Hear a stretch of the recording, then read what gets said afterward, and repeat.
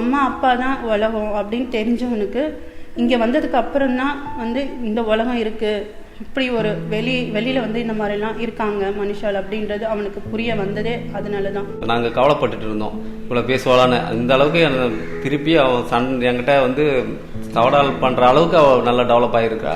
மேலும் வந்து நல்லா ரைட்டிங்கு கையெழுத்துலாம் நல்லா வந்திருக்கு. மேலும் எல்லாத்தையும் இப்போ தெரிஞ்சுக்கிறா.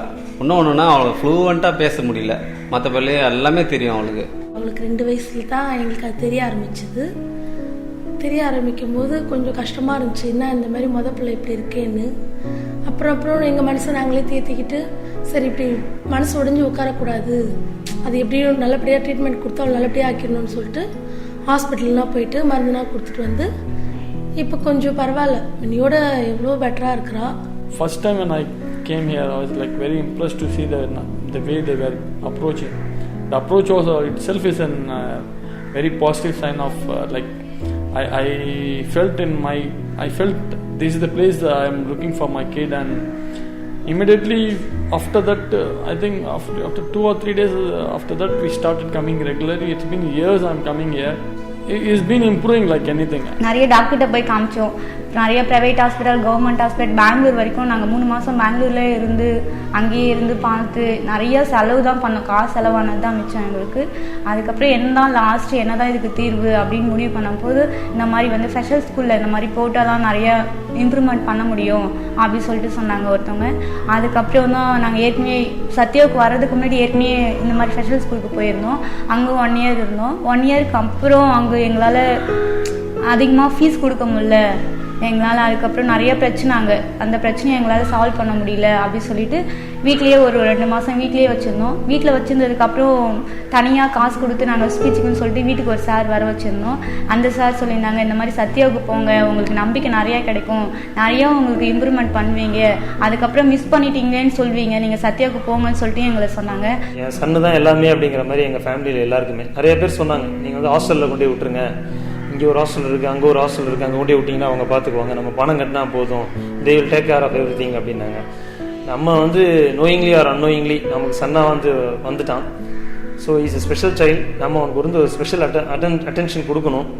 கொடுத்து அவனை எப்படியாவது வந்து ஒரு நார்மல் ஹியூமன் பீங்காக கொண்டு வரணுங்கிறதுக்காக இப்போனாவது நம்ம வந்து ஒரு போல்ட் டெசிஷன் எடுக்கலைன்னா அப்புறம் லைஃப் லாங்காக கஷ்டப்படணுங்கிறதுக்காக ஐ boldly took a decision and I resigned my job.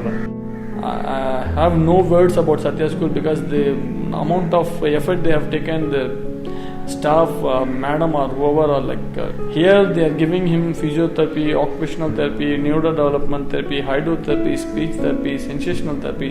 Lot of things are happening and they are very dedicated. All the kids who come here, when I came here, Tejas I think must be around 5%. Now I can say he is around 40%. இப்போ சத்யா ஸ்கூலுக்கு வந்ததுக்கப்புறம் இவங்க இப்படி இவங்கன்னா யார், அப்புறம் படிப்பு பாடம் நல்லா படிக்கிறா, நல்லா சொல்கிறா, எல்லாமே சரியாக சாப்பிட்றா, அவள் நல்லா பாட்டுனா பாடுறா. டீச்சர் மாரி பசங்களை, சின்ன பசங்களை உட்கார வச்சு எல்லாம் சொல்லி கொடுப்பா. அங்கே போகக்கூடாது, இங்கே போகக்கூடாது, அதெல்லாம் சொல்லுவாள். அதெல்லாம் பார்க்கும்போது மனசுக்கு ரொம்ப சந்தோஷமாக இருக்குது அவள் செய்கிறதுலாம்.